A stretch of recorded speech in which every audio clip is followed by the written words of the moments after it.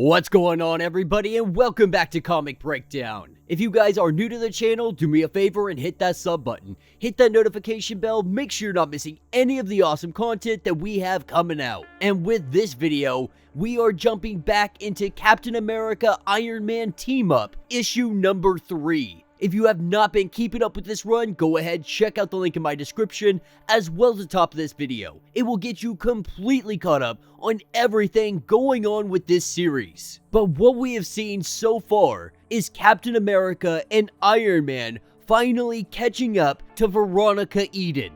And when they caught up to her, her alien ally, 51, he was able to escape with the Hydra Supreme armor due to the blundering of his teammate, a group of former 50-state initiative trainees, now known as the Paladins. And the Paladins, they believe that 51 is on his way to activate a dormant technology threat known as Myrmidon. Now, be sure to buy the comics, support the industry, and with that being said, let's dive into this breakdown. Alright gang, so as we dive into issue number 3, we are picking up with Iron Man and Captain America having Veronica Eden in handcuffs. Our would-be Queen Pin of Hydra has been captured. And with 51 ditching her, we see Veronica just spilling her guts, letting Captain America and Iron Man know that she is willing to cooperate in any manner. She is willing to give up co-conspirators, plots, schemes, partnerships, all of the good stuff. She is more than willing to divulge to them,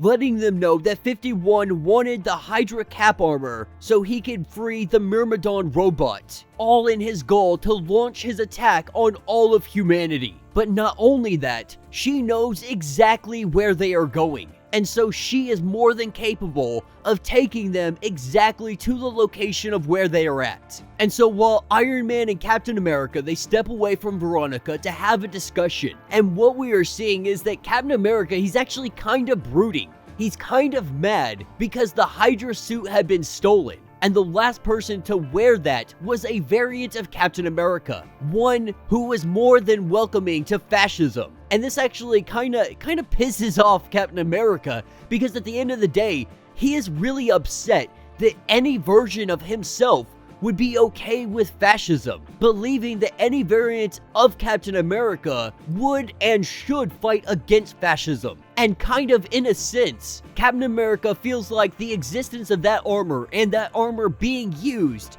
is a failure on his part, a symbol of him not being Captain America. But after a little bit of discussion, they both agree that taking Veronica along with them to find out wherever 51 went is probably their best course of action. Meanwhile, they tell the Paladins that they really need to shape up. They need to take 6 months off, go back to fundamentals, and start practicing. And the Paladins, they're a little bit defeated because of this, because they really do see themselves as heroes. And in the eyes of Captain America and Iron Man, right now, they are failures. And that is the last thing they want. These two are iconic superheroes, and you guys are pretty much telling us that we suck and we need to go back to school. But that's when Veronica, Iron Man, and Captain America, they take off, leading to the coordinates up in the sky. It takes us to a helicarrier. This is where 51 went. And so as they close in on this location, we pick up with the Paladins. And right now, they really are beating themselves up, because all of them have failed. All of them messed up this mission so badly. And now they're really beginning to question,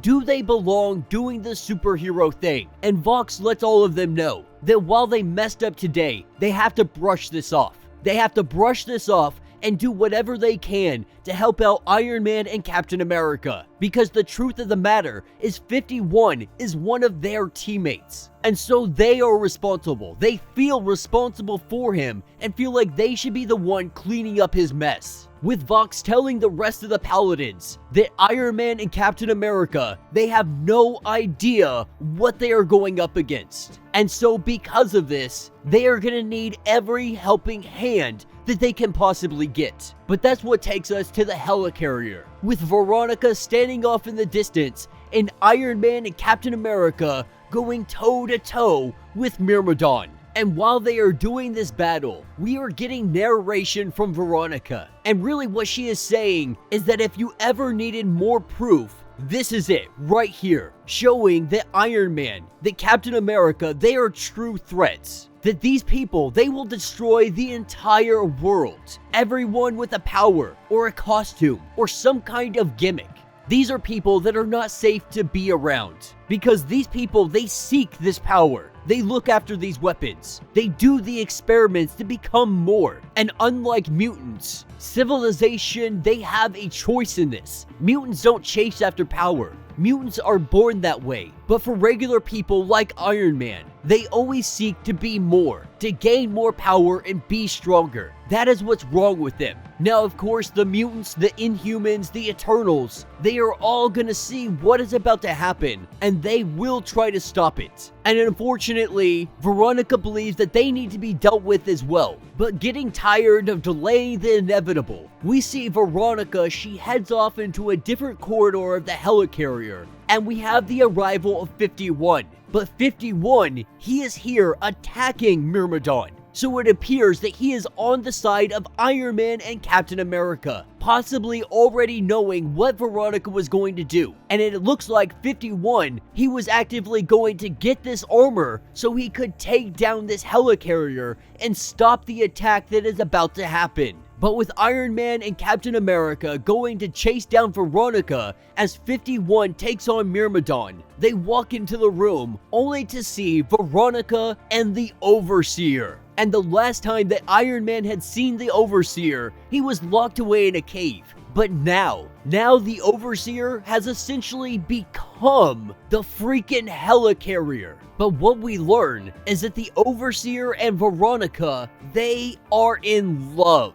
And if you ever needed any kind of sign that Veronica Eden is absolutely batcrap crazy, this is it right freaking here. And she really tries to justify it by saying, you know, Vision and the Scarlet Witch, they had their thing going on. Vision is essentially a computer. Why can't I be in love with the computer as well? Though that computer is actually a helicarrier. If you ever needed any kind of sign that Veronica is just some crazed lunatic, this is it right freaking here, saying that she is in love with this helicarrier. But while they are having this discussion, 51 is just ripping apart Myrmidon. Veronica letting the Overseer know that he has the Hydra suit, and that is why he is not being picked up on any sensors. But making adjustments, this is where Myrmidon starts to get the upper hand on 51.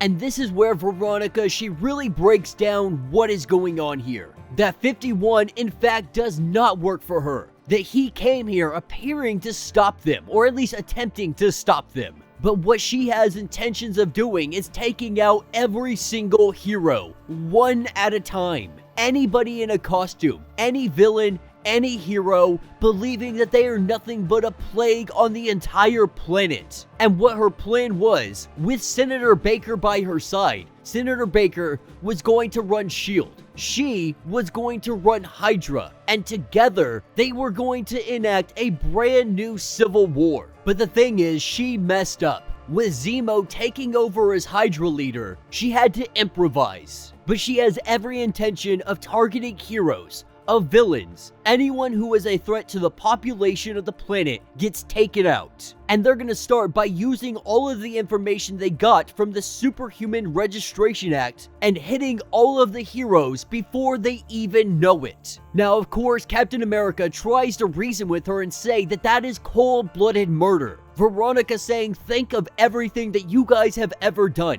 Every casualty that has come from your wars, from your battles, from your confrontations. Iron Man thinking to himself, how are you guys going to do this? You're going to take out every superhero, every single villain in the entire planet with a helicarrier and a robot. But of course, Veronica, she has much bigger plans than that. But the question remains, who is going to protect Earth after all of the heroes have been taken out? And that is where the Overseer interjects, saying that he will be the one to protect it. He will defend Earth alongside a robust, unified human military force. That humankind will once again be the masters of Earth. Now, at this point, 51, he is having a hard time against Myrmidon, at least by himself.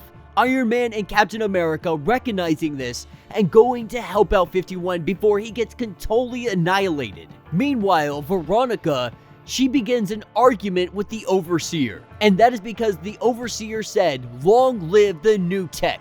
And Veronica begins to question the Overseer. The Overseer letting her know that her assistance really has been invaluable. And when the human population succumbs, he promises that her name will be etched into all of eternity, but saying that their partnership, it must come to an end, that she is far too cunning to be trustworthy. Now, Veronica, she knows this. She knows betrayal, and she had every intention of betraying the Overseer, telling the Overseer that they are breaking up. She says it multiple times, the Overseer continuing to confirm this information. But what Veronica is doing is trying to do a destruct code, a code that she implemented just in case the Overseer ever tried to turn on her. The problem is, the Overseer knew about this code. He knew about the code and he disabled the code. And so while Veronica truly believed that she was the sneaky one, believing she had the upper hand, that is simply not the case. The Overseer had disabled that self-destruct, and now Veronica, 51, Captain America, and Iron Man are going against an army of Myrmidons, because the truly sneaky and conniving one was the Overseer. And that will be the end of this issue. So let me know what you guys think down in the comments. You know, I really wasn't sure about this line as I dove into it, but Veronica Eden truly is growing on me. Her wit, her banter, the way the character is written is absolutely phenomenal. Like, it just makes me laugh so much. Like, Veronica literally saying that she has fallen in love with a helicarrier. Not only that, in the beginning of the issue, she spilled everything. And this was all an attempt to get her to the helicarrier. But the truth of the matter is she really is a sneaky one. She really is conniving. She is a brilliant individual. She knows exactly what to say, how to say it to get what she wants. But I think the most awesome thing out of all of this is 51.